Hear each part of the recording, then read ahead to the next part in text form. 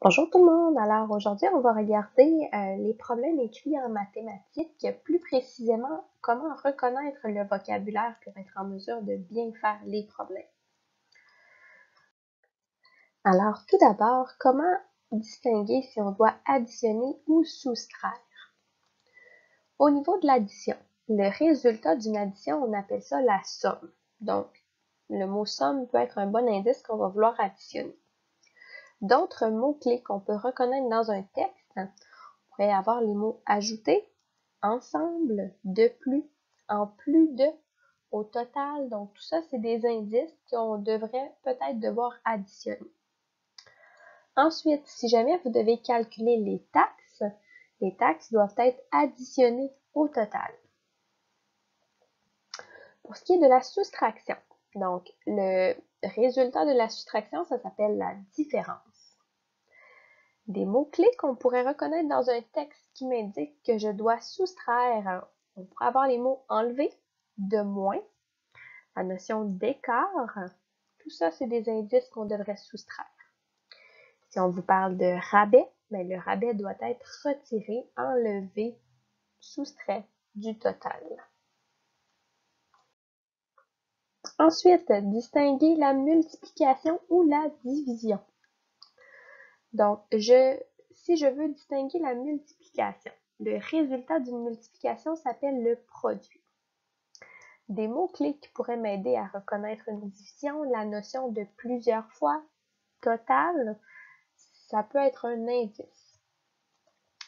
Ensuite, peut-être la portion la plus intéressante ici. Si vous connaissez la quantité pour un item et que vous recherchez la quantité pour plusieurs, ça peut être un bon indice qu'on va devoir multiplier. Au niveau de la division, donc le résultat d'une division se nomme le quotient. Des mots qu'on peut retrouver qui nous indiquent une division, combien de fois? Quand on vous demande de séparer en paquets, en quantité, ça peut être un indice de division.